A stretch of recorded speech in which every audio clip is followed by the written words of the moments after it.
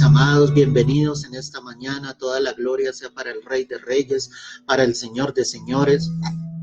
Una nueva semana, un nuevo comienzo, pero lo más importante, mis amados, es que tú y yo realmente estemos tomados de la mano de Dios.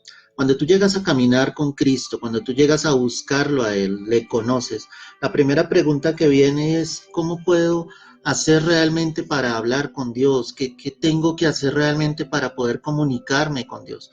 Muchos no encuentran la manera o la facilidad de acercarse a Dios, pero la palabra nos deja ver claramente qué es lo que nosotros debemos hacer para poder día a día acercarnos a Dios. Yo quiero que tú pienses en esta mañana si tú tienes una comunión verdadera, si tú tienes una comunión genuina con el Señor, si realmente estás dejando que el Espíritu de Dios guíe tu vida hacia lo que el Señor quiere, hacia los propósitos que Dios desea obrar en tu vida.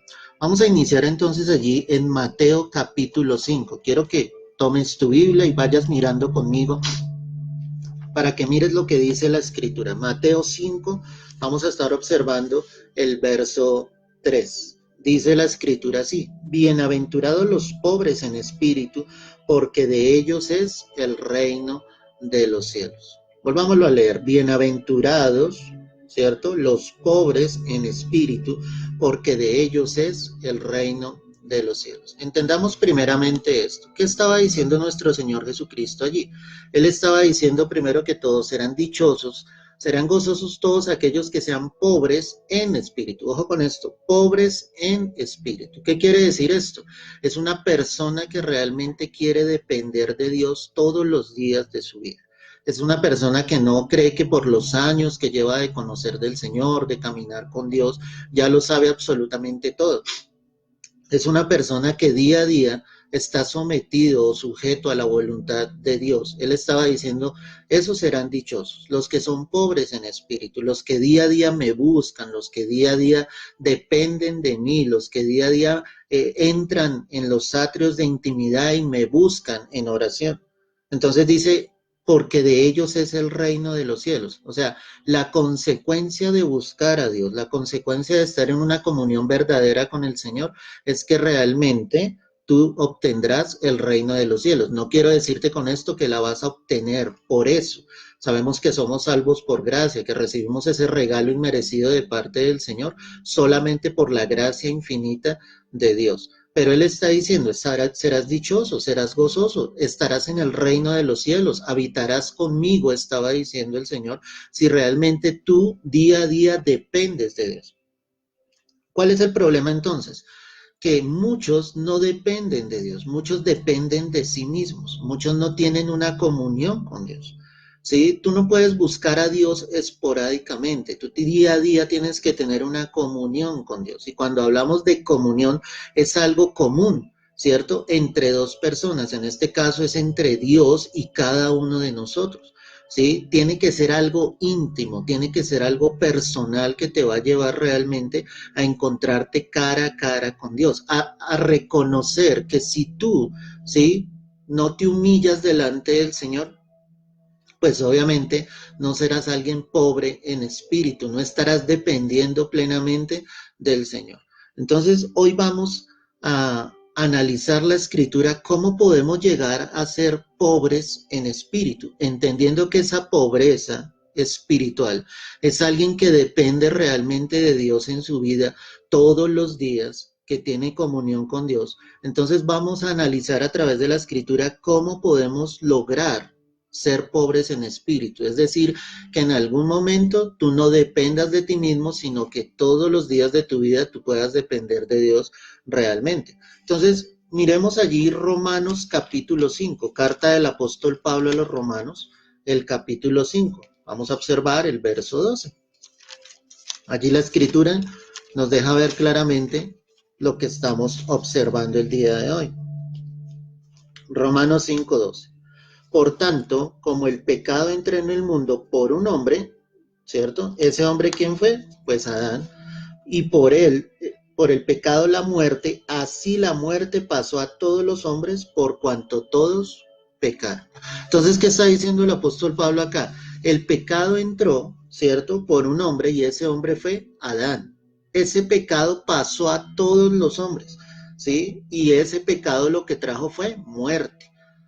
El plan, el propósito de Dios en el Edén era que Adán y Eva pudiesen vivir eternamente juntamente con él. Dios no había destinado la muerte, pero el pecado trajo muerte. No solamente trajo una muerte física, ¿cierto? Donde el hombre sencillamente no podría vivir eternamente sobre esta tierra, sino trajo una muerte espiritual.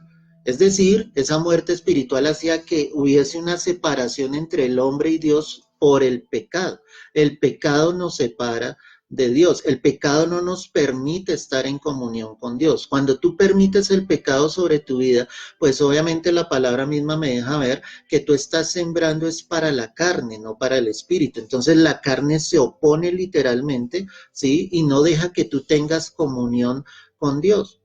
Entonces el pecado entró por Adán, ¿sí? Ese pecado pasó a todos los hombres, ese pecado trajo muerte física, trajo muerte espiritual, y dice, por cuanto todos pecaron.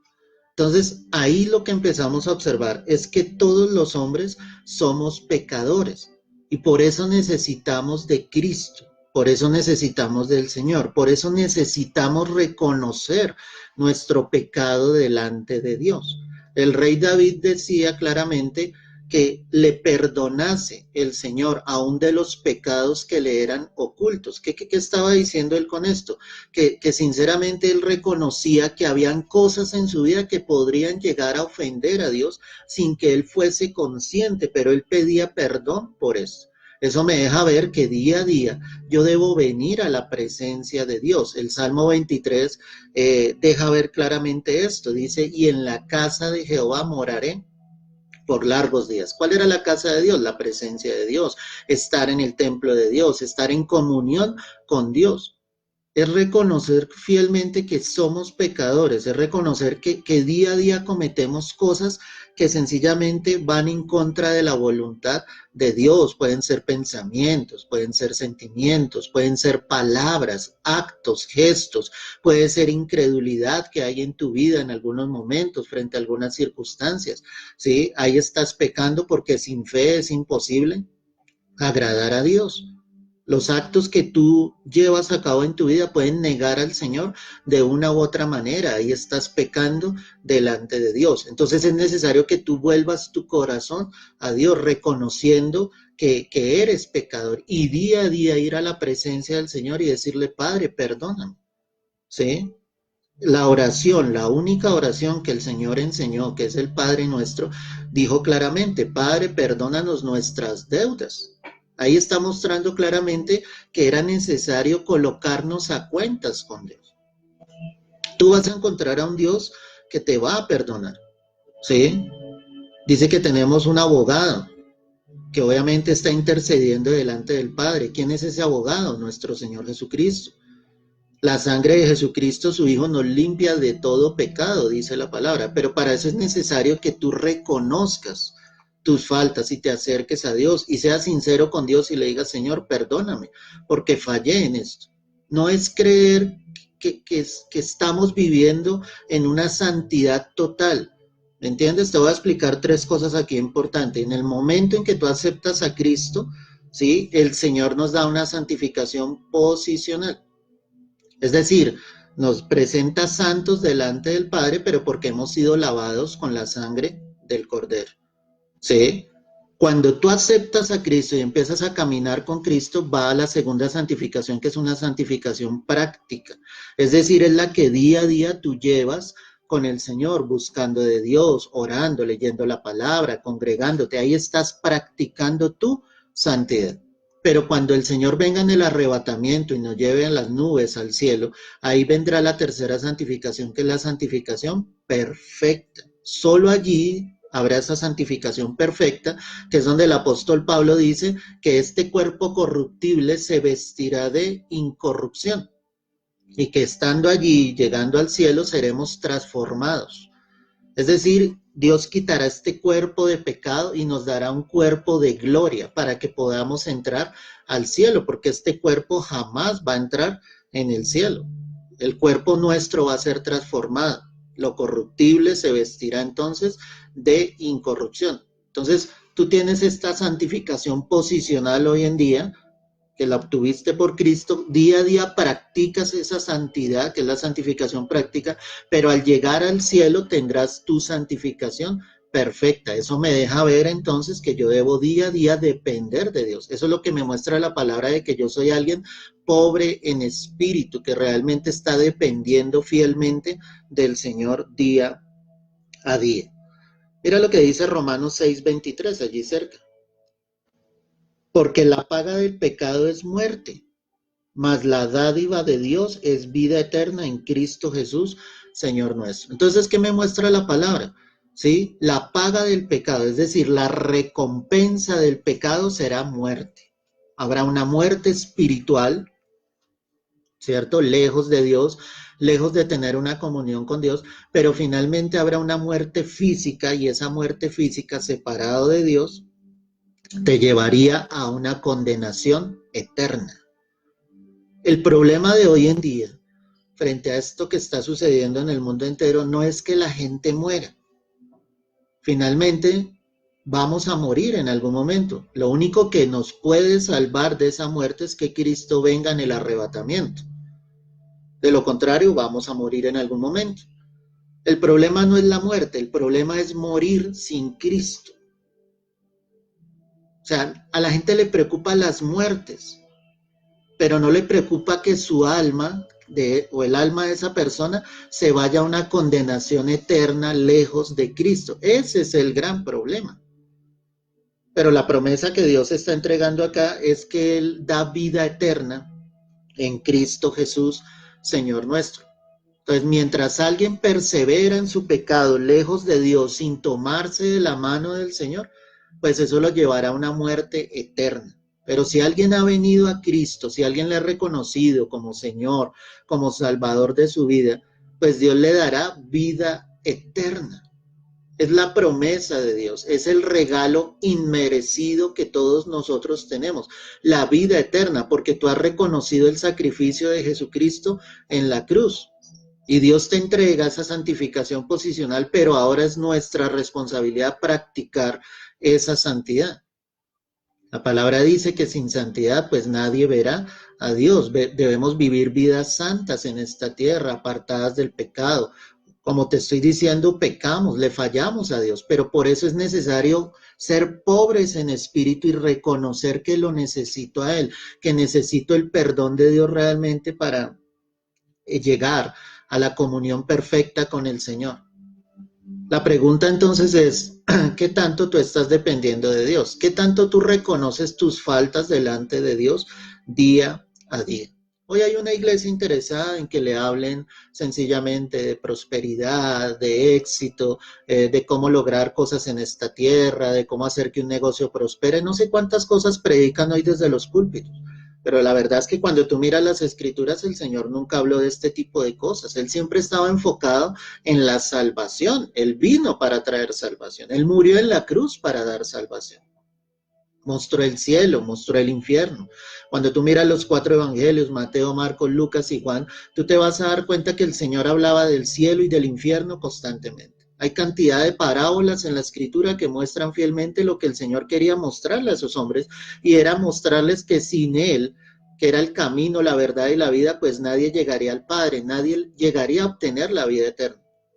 Todos los grupos que estaban en esa época, las sectas, habían los fariseos, los saduceos, los herodianos, ¿sí? Y eran sectas que supuestamente se apartaban fielmente para algunos guardar la ley, como los fariseos en completa santidad, pero que realmente no estaban viviendo vidas que fueran conforme al corazón de Dios. Y por eso cuando Jesús vino les exhortó tan fuertemente a ellos, ¿sí? Les decía, ustedes son sepulcros blanqueados. Sí, muy hermosos por fuera, pero por dentro están llenos de huesos secos. Limpian el vaso, ¿cierto? Por fuera, pero por dentro están llenos de inmundicia. Porque Cristo sí conocía el corazón de ellos, porque el Señor sí sabía cómo estaban viviendo ellos. Ni tú ni yo podemos engañar al Señor. Él sabe perfectamente cómo estamos nosotros delante de Dios, si tenemos comunión con Dios, si estamos siendo pobres en espíritu y estamos dependiendo de Él. A ti no te hace salvo ir a la iglesia.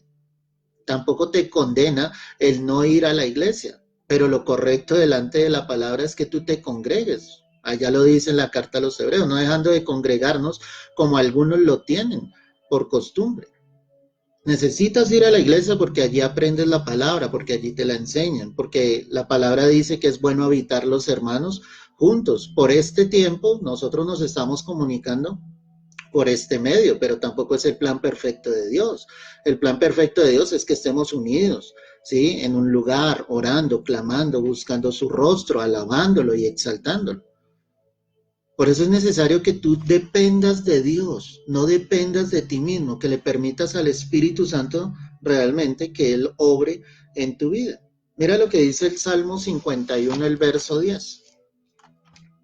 Salmo 51, verso 10. Dice la escritura así, mi amado.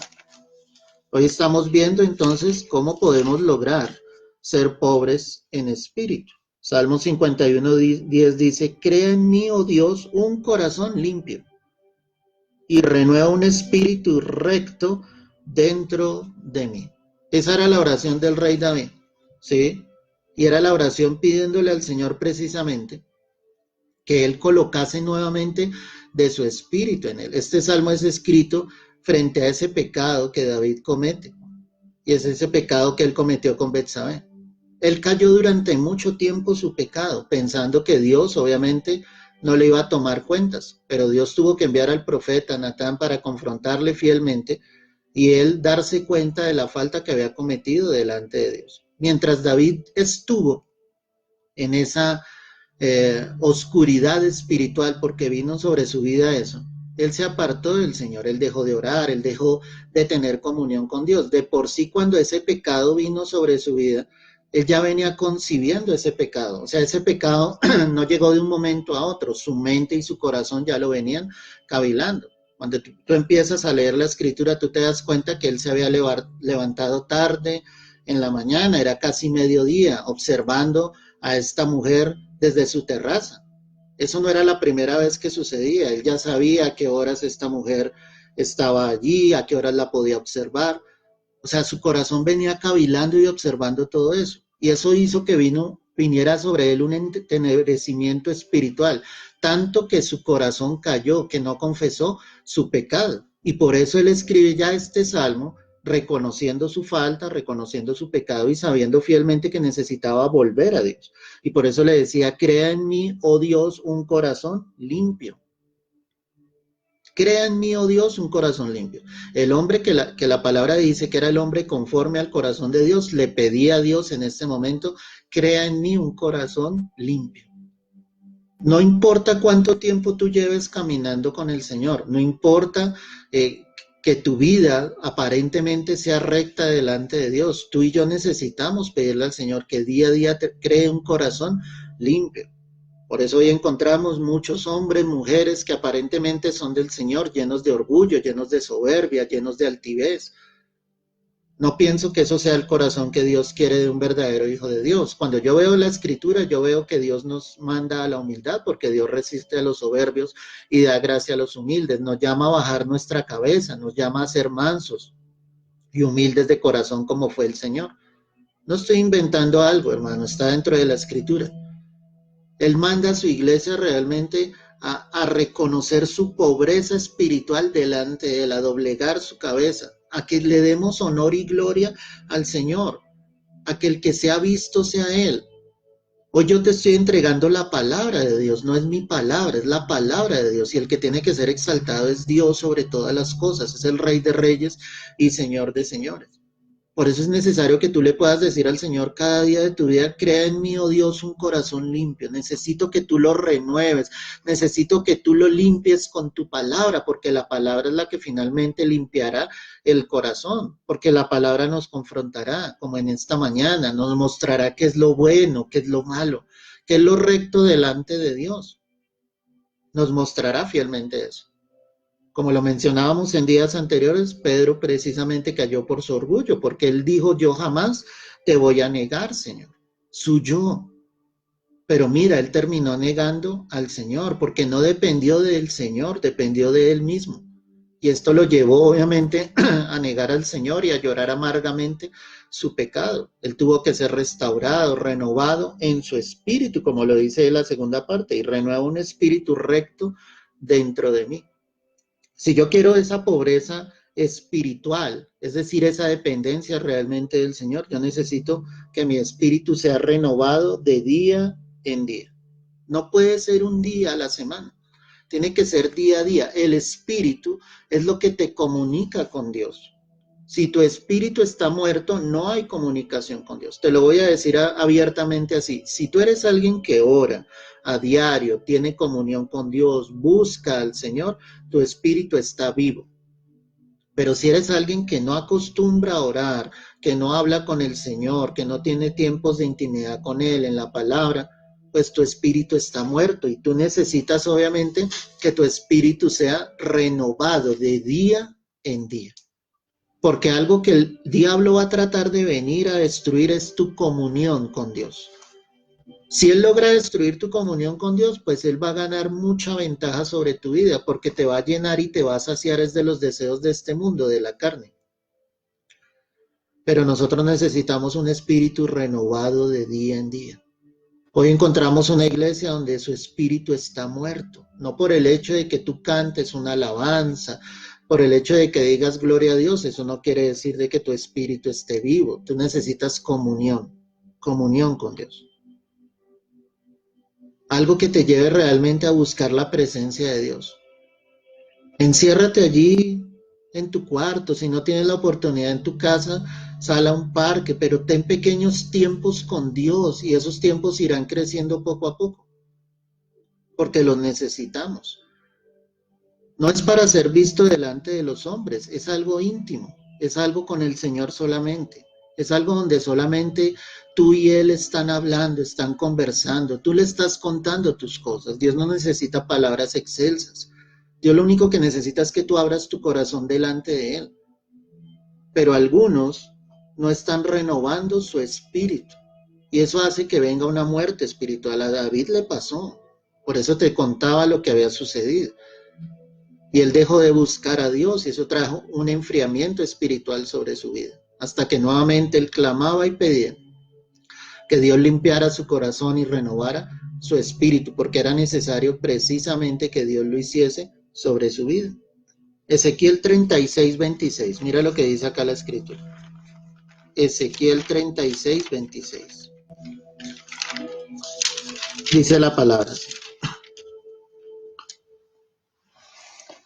Os daré corazón nuevo y pondré espíritu nuevo dentro de vosotros. Y quitaré de vuestra carne el corazón de piedra y os daré un corazón de carne. Amén y amén. Esta era una promesa de Dios frente a su pueblo Israel. Y Dios mismo estaba diciendo a través acá del profeta Ezequiel, estaba diciendo, yo les voy a dar un corazón nuevo. Porque eso es lo que Dios quiere, corazones nuevos. Corazones que amen día a día con intensidad. Corazones que sientan que su corazón palpita fuertemente cada vez que van a buscar a Dios, cada vez que escuchan la palabra en estos momentos. Corazones que realmente sientan que están enamorados fielmente a su Creador, a su Padre, a su Redentor, a su Salvador. Israel aquí necesitaba corazones nuevos porque ellos habían permitido que dioses ajenos entraran, empezaron a adorar a otros dioses, empezaron a olvidarse de Dios.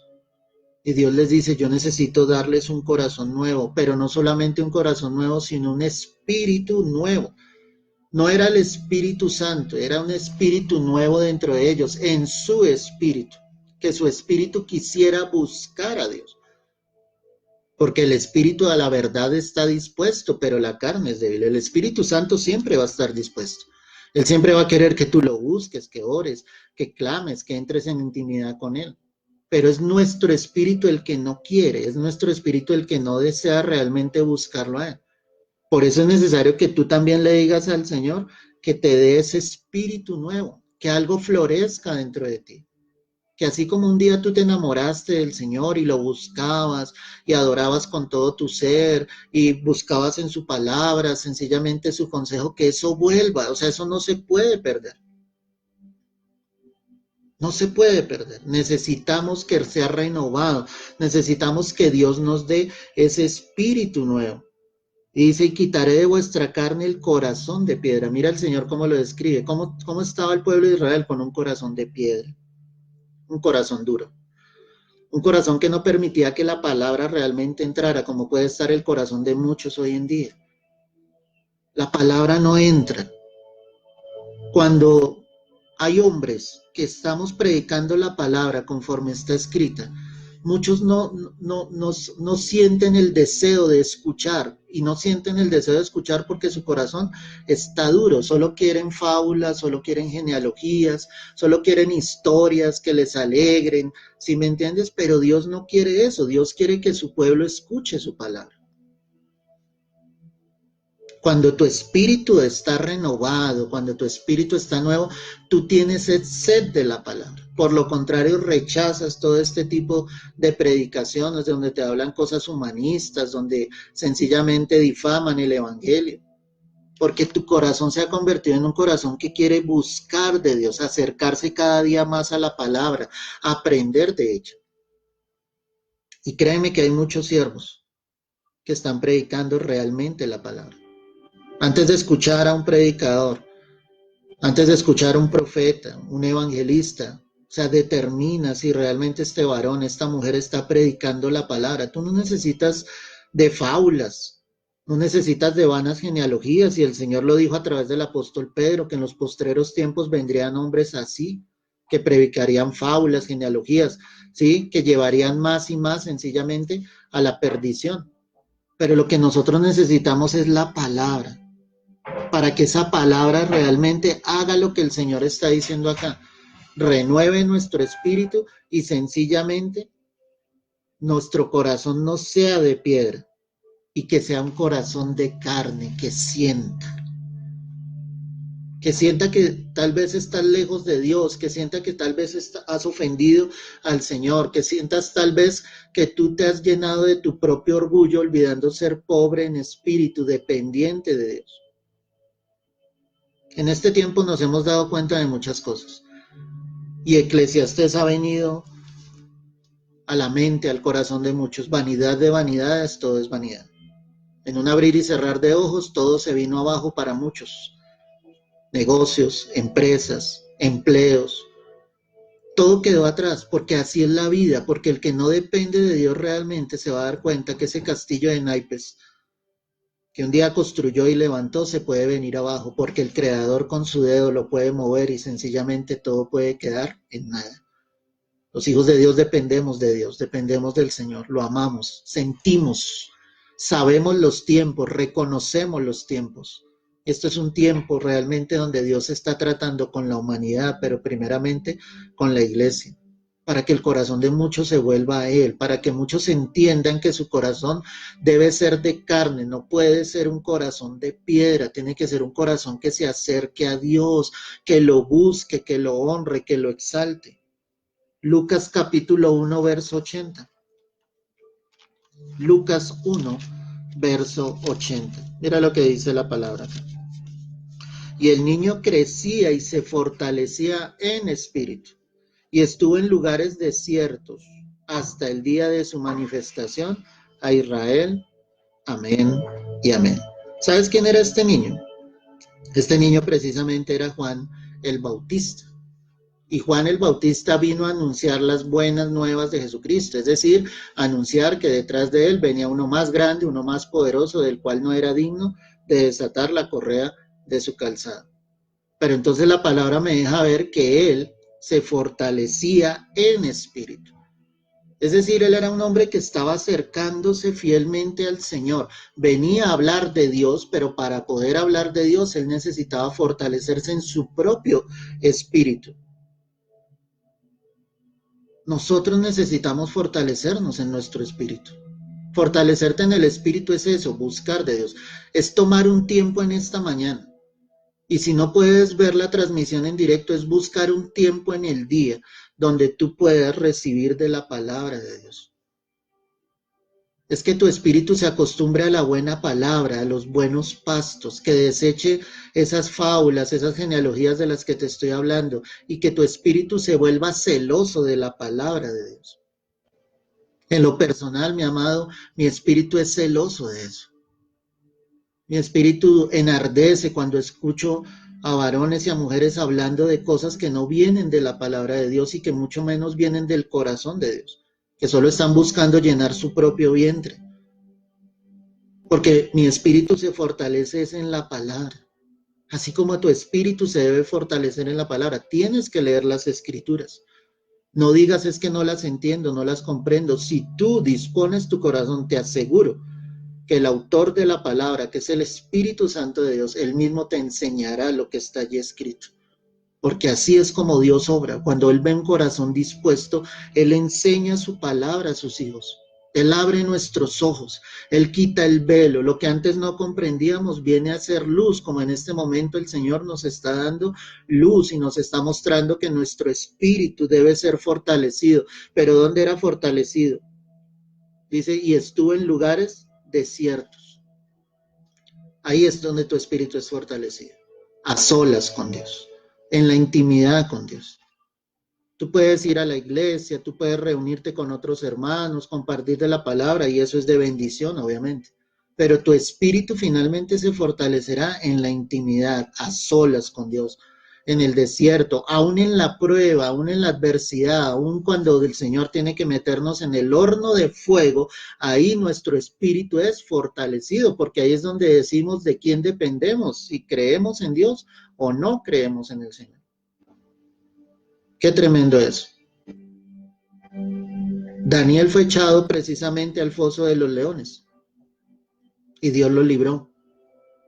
Y no pasó absolutamente nada con él. Sus amigos fueron metidos al horno de fuego y ni uno solo de sus vestidos se quemó porque ellos dijeron, hagan lo que nos hagan, no vamos a dejar de alabar a nuestro Dios. Esa era una convicción en su espíritu, esa era una convicción donde ellos decían, sabemos en quién confiamos.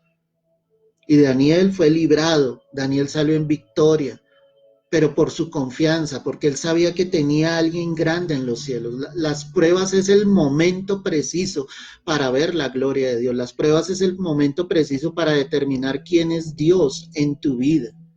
Solo descansa en Él, solo fortalece tu espíritu aún en medio de la prueba. Y termino con esto, Hechos 7, verso 54. Mira lo que dice acá la palabra. Hechos capítulo 7, verso 54. Oyendo estas cosas se enfurecían en sus corazones y crujían los dientes contra él. Pero Esteban, lleno del Espíritu Santo, puestos los ojos en el cielo, vio la gloria de Dios y a Jesús que estaba a la diestra de Dios. Y he aquí, veo los cielos abiertos, dijo él, y al Hijo del Hombre que estaba a la diestra de Dios. Entonces ellos, dando grandes voces, se taparon los oídos y arremetieron a una contra él. Y echándole fuera de la ciudad lo apedrearon, y los testigos pusieron sus ropas y los pies a un joven que se llamaba Saulo. Y apedreaban a Esteban mientras él invocaba y decía, Señor Jesús, recibe mi espíritu. Y puesto de rodillas, clamó a gran voz, Señor, no les tomes en cuenta este pecado. Y habiendo dicho esto, durmió. Amén y amén. Él es el primer mártir del Nuevo Testamento, después de que Cristo obviamente sube a los cielos. Y Esteban muere por causa del Evangelio. Y Esteban muere confiado plenamente en el Señor. La predicación que él estaba dando enfurecía a todos los que lo escuchaban. Dice, tanto que se tapaban los oídos. O sea, no podían resistir la palabra que él les estaba entregando. Porque la Escritura me dice que él estaba lleno del Espíritu Santo de Dios. Pero mientras aquellos hombres se venían contra él y trataban de apedrearlo, obviamente, y lo iban a matar, dice que él levantó su mirada al cielo y vio los cielos abiertos y vio al Hijo de Dios sentado a la diestra del Padre. Y dice aquí la palabra en el verso 59.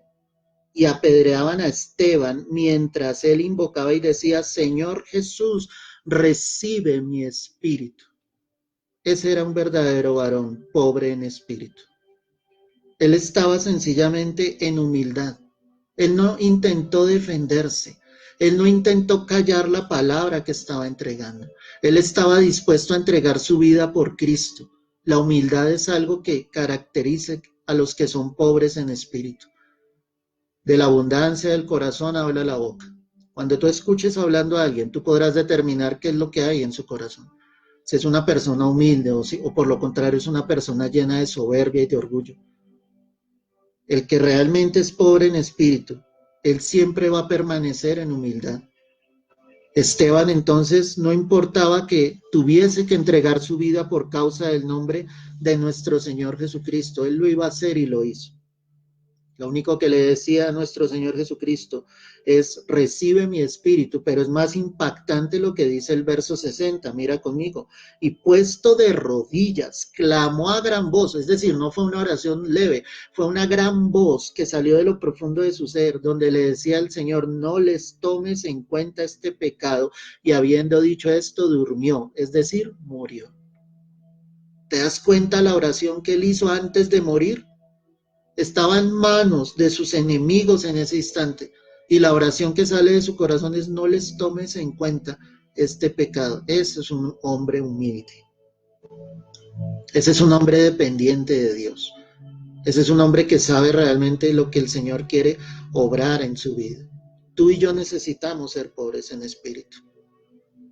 En todo lo que el Señor ha hablado, solo reflexiona en esta mañana. ¿Qué es lo que Dios quiere sobre tu vida? Renueva tu espíritu. Dios te dará ese espíritu nuevo mientras que tú realmente lo anheles. Fortalécete en tu espíritu, aún en los momentos más difíciles es cuando más te tienes que fortalecer en el Señor. Y permanece firme, firme, mi amado, en humildad.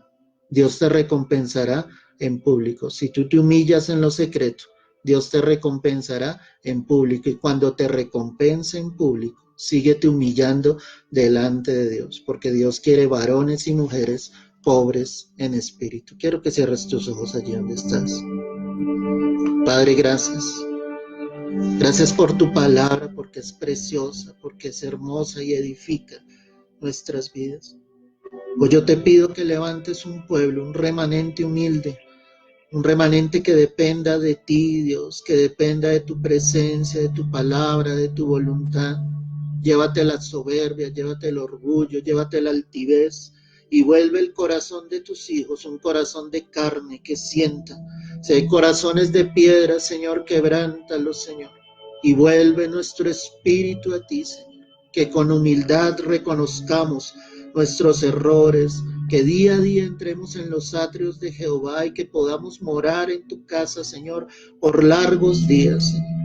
Que haya un pueblo, Señor, que te busque de corazón, que haya un pueblo, Señor, que tenga intimidad y comunión contigo día a día, Señor. Hoy te lo pedimos, Señor, y te damos la gloria, Señor, y te damos la honra a ti, al único y verdadero Rey, Señor. Bienaventurados los pobres en espíritu, porque de ellos es el reino de los cielos. Amén y amén. Mi hermano, jamás en tu vida te sueltes de la mano de Dios. Depende siempre, siempre del Señor. Baja tu cabeza delante del Rey.